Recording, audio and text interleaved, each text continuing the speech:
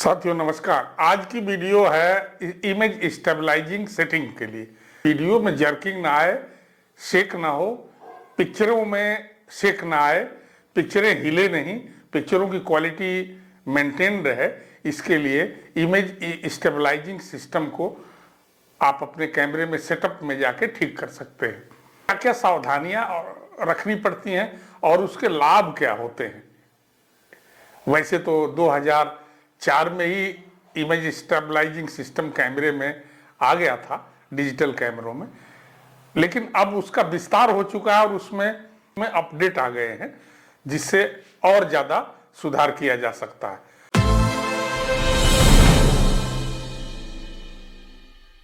अलग अलग ब्रांड के कैमरे लोग यूज करते हैं। किस ब्रांड के कैमरे में किस नाम से वो सेटअप लिखा है, किस नाम से वो सेटअप बनाया गया है, यानी सॉफ्टवेयर में क्या बोला गया है, ये आप पहले ठीक से समझ लें। मैं आनंद बरनवाल एक बार फिर आपके सामने हम बात करेंगे इमेज स्टेबलाइजेशन। ये एक ऐसा टेक्निक है जो कैमरे में बहुत ही इम्पॉर्टेंट वर्क करता है और आज के जनरेशन में फ़ोटो खींचने और व्लॉगिंग करने में, वीडियो की क्लिपिंग करने में, सिनेमैटिक शूट में, वाइल्ड लाइफ में और दूसरे फोटोग्राफिक फील्ड में, स्पोर्ट्स में, जिसमें कि टेली और लॉन्ग जूम टाइप के लेंसेज का यूज़ होता है, ऐसे में हैंड हेल्ड काम करने के लिए और ट्राइपॉड से छुटकारा दिलाने में इसका बहुत ही अहम रोल है। इस तरीके का जो सिस्टम है इसको इमेज स्टेबलाइजेशन बोलते हैं। इसका मतलब आपके द्वारा क्लिक करते समय या बटन को पुश करते समय जो कैमरे में जर्क आता है उससे बचने के लिए कैमरे में एक नया आविष्कार दिया गया था जिसको कि इमेज स्टेबलाइजेशन बोलते हैं। सबसे पहले ये लेंसेज में इसका उपयोग किया गया और लेंस के अंदर एक विशेष ग्रुप ऑफ एलिमेंट्स होता है जिसको कि मूव कराकर स्टेबलाइजेशन प्रदान किया जाता है।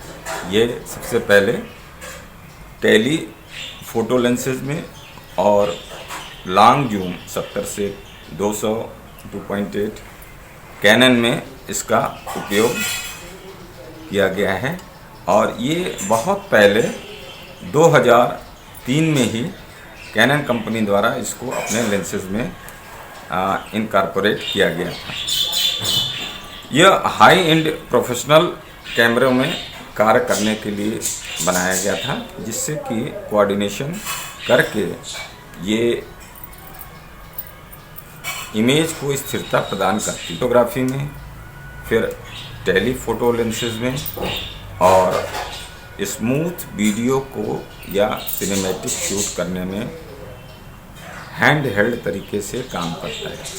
हालांकि इमेज स्टेबलाइजेशन के लिए वीडियो करने या सिनेमैटिक शूट करने के लिए जिम्बल का आजकल बहुत नया उपयोग होता है, लेकिन अब नए टेक्निक में मिररलेस कैमरे में इस तरीके का जो इमेज स्टेबलाइजेशन है वो कई प्रकार के स्टेबलाइजेशन को देते हुए यह आपके कार्य को इजी बताता है और ट्राइपॉड या दूसरी चीज़ों को लेने से आप बच जाते हैं और स्पॉट पे कम से कम सिर्फ अपने इंस्ट्रूमेंट से अच्छा कार्य कर सकते हैं। यह सबसे पहले हाई एंड कैमकॉर्डर में प्रयोग में आया और फिर DSLR में वह फिर लेटेस्ट में मिररलेस कैमरों में भी उपयोग होता है।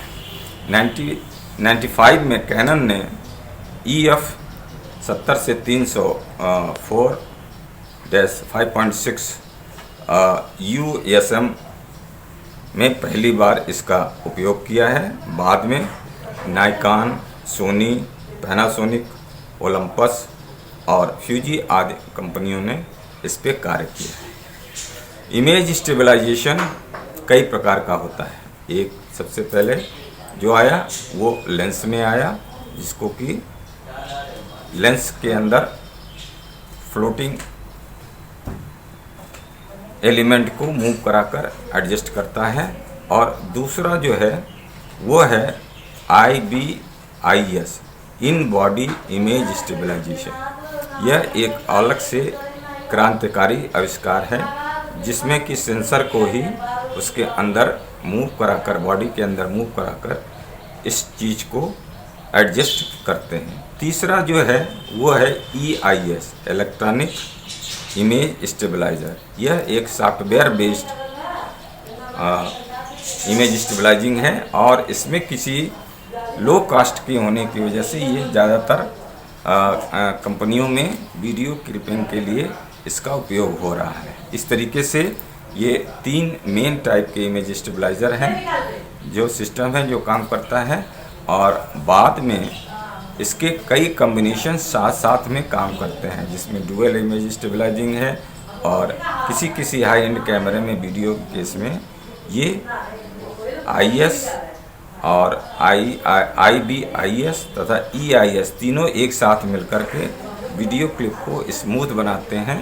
यहाँ तक कि 6 से लेकर 8 स्टेप तक आपको फ्रीडम देते हैं लो शटर स्पीड के लिए, और आपका इमेज शार्प और स्थिर रहता है और जैसे लगता है कि ये जिम्बल या और क्रेन द्वारा इसको खींचा गया है।